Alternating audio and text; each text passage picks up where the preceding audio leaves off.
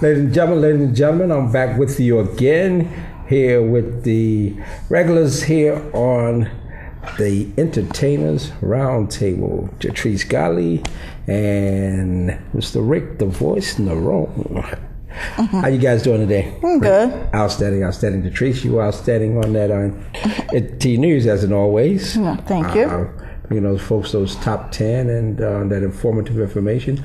That was enlightening to me, what you were speaking about, the gentleman from the Clippers, the owner of the Clippers. On that note, I think today's topic is prejudice in the entertainment industry today. In other words, that today goes along with the prejudice in the entertainment industry today. All right? Who wants to open and give me some opinions, standpoints? I like to start off with the fact that it, in some ways, it still is going on in the industry I think it's been going on for quite some time, and it's still continuing, but it's more like it's kind of in a hitting background, and it seems like it only happens amongst the older entertainers who actually were around during the time of the segregation and the fact of the whole Rosa Parks thing at that time. So that brings us to a time period, sort of. Yeah. And you say it's sort of still around on a scale of 1 to 10. What would you say?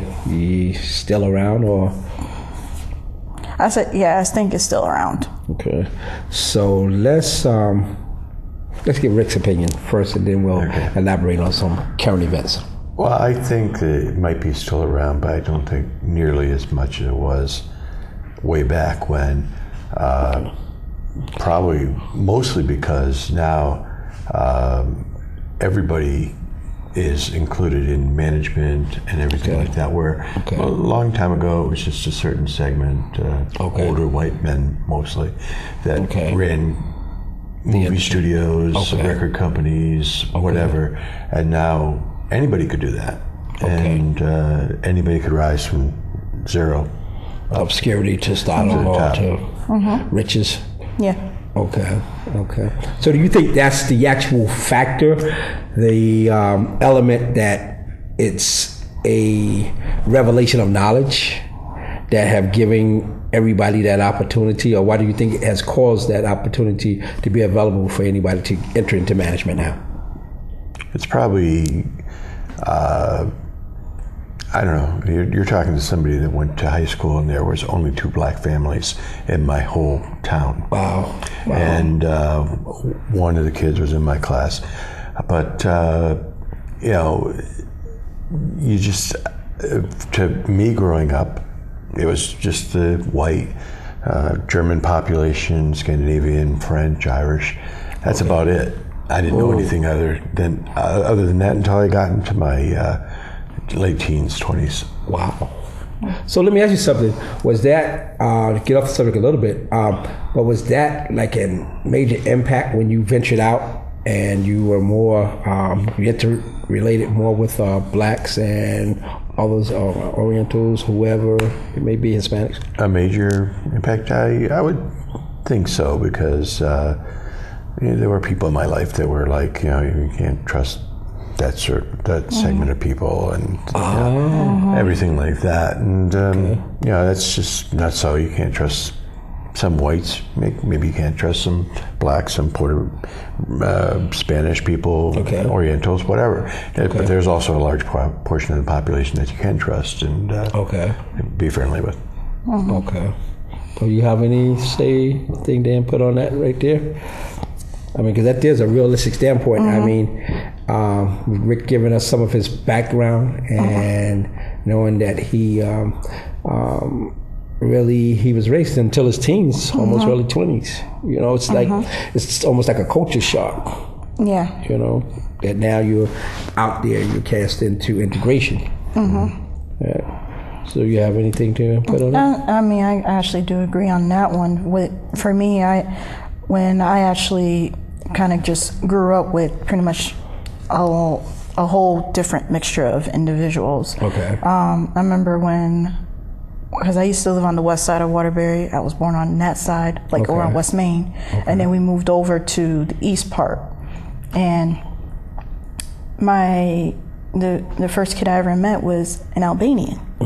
So she was like my first friend I ever made when I moved over to where I'm at now. And from there, I kind of hung out with the Albanians. Before then, I started kind of almost transitioning to Hispanics, and I was always kind of amongst them more than anything.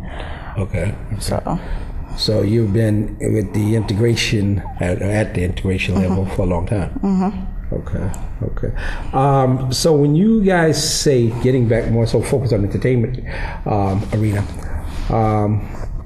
that you believe that it's relevant, give us some ideas on how it could be recognized, or the relevancy of prejudice in the industry.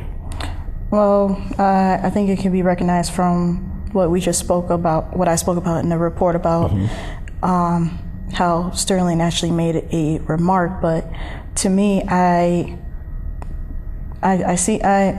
me, it's just something that, he shouldn't have made it, but it's more like kind of going back to, it's basically he was just explaining about how things would be, how things, whatever it is that he was talking about, is in relation to something that happened way back in history, basically. In history? Yeah. Rick, you have any input there on that? Well, I just, I don't know. It's, if I think he was ambushed, whatever, I think a little bit, because he didn't know he was being taped.